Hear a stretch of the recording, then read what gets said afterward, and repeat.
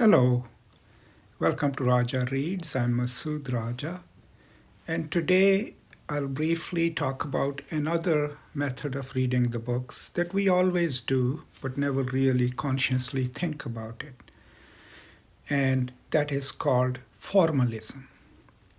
Now, this is one of my methodologies of reading videos. So, formalism, simply speaking, comes from form. So anytime, instead of just looking at the words on a page, we are looking at the form of writing and how it is put together, we are being formalistic. Now remember, in literary studies, form and content is a big debate, right? There are scholars who believe that form determines the content, and hence it is more important than the content itself. And then there are others who say that content can sometimes define the form. What do they mean by it? So let's say if we think of poetic forms, a sonnet has a certain form, right? But if I decide to write a sonnet, I realize that my content is going to be overdetermined by the form. It has to be about love, it has to have a meter, it has to have a rhyme scheme. All of those things are determined by the form that I want to put my words in.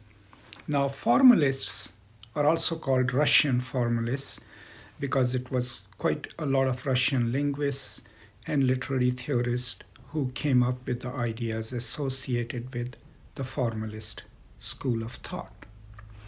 Now, they believe that literature is literature because of what it does with language.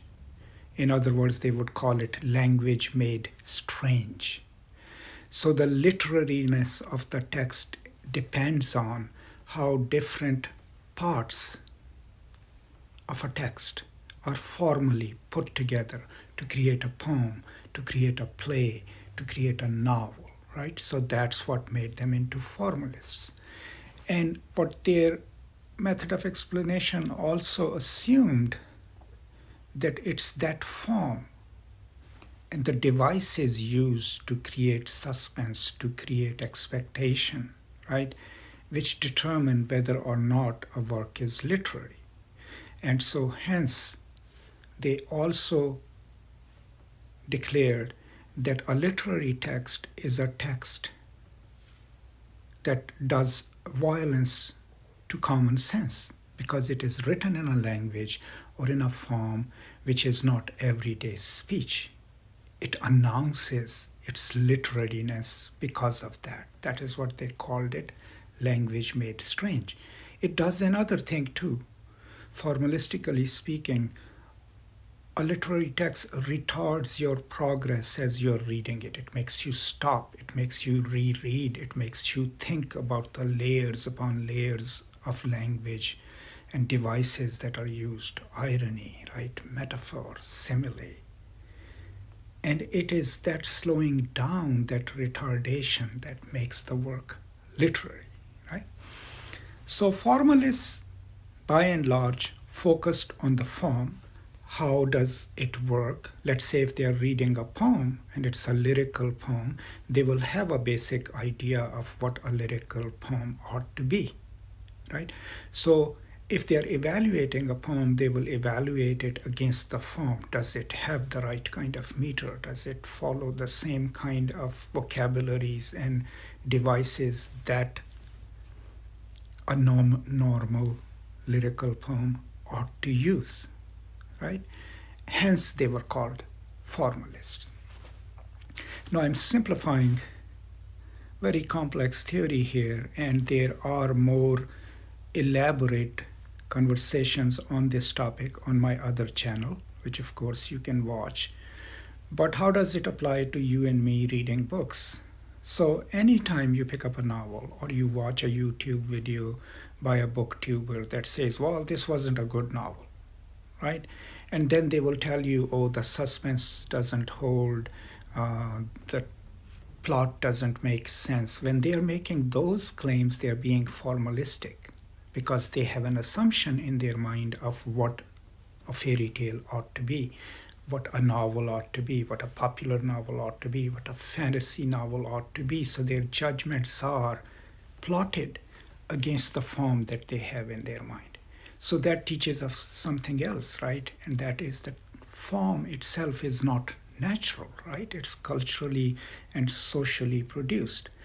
It is taught. We learn it, the conventions of the form and everything else. So whenever we are assuming a norm or normative or a normal structure of a poem, we are relying on our understanding, social, cultural, ideological understanding of the form itself. Now, formalists are pretty closely connected to new critics, about which I already have a video, because they don't want to dwell on the authorial biography or you and me, our feelings. No, they just want to deal with the text itself, with the novel itself, but not just the words on a page, but the formalistic aspects of it, right? And what are those, right? How do the clauses work? How are passages arranged in a text? If it's a poem, what kind of stanza structure is used? Does it work, right? What kind of rhyme scheme is used? All of those things are associated with the form, and then explanations would be in formalistic terms. If someone is discussing a popular novel, then they will assume a certain expectation of a popular novel. And then they will tell us whether it does that job or not. The only way they can tell us whether a novel is successful or not is if they are formally, in their mind, comparing it to what their idea of the novelistic form is, right? So any time you do a reading or you discuss a novel or a book that deals with how it is constructed, how different parts work in it, you're doing a formalistic reading. Now, another claim that the formalists made and were famous for, that they used to suggest that literature, if it wants to be considered literature, is non-pragmatic. What they meant by it is that it doesn't try to do anything in the world. It just wants to be literature. So it should not have any immediate didactic purpose or a political purpose. It is not mobilizing the reader to go and do something in the world, right? It just is like a work of art. Now, you can fight against that. A lot of people have, but that was also their way of trying to define what literature is.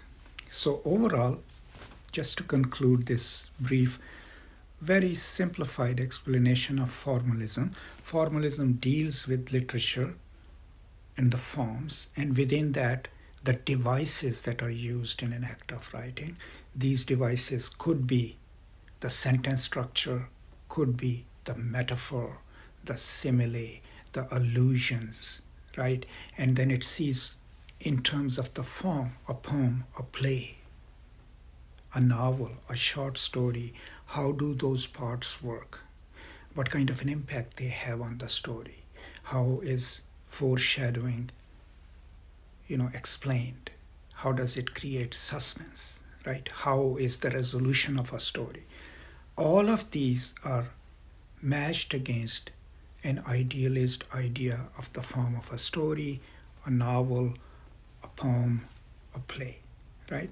So this is what, in a nutshell, what we call formalist readings of texts, formalist criticism, and it is strongly associated with new criticism because both of them exclude the authorial intention or what the author might have intended and focus only the text in front of you. So that's it. I hope this is useful to you. I will keep producing these brief videos. If you have any suggestions about a text or about a mode of reading, please post it in the comments and I'll try to record something else. And if you haven't already done so, please do subscribe to the channel so that you can, stay updated about what's coming next. I am deeply grateful for your time, and I will now see you next time. Until then, stay safe, take care of yourself, take care of each other, and as always, peace and love.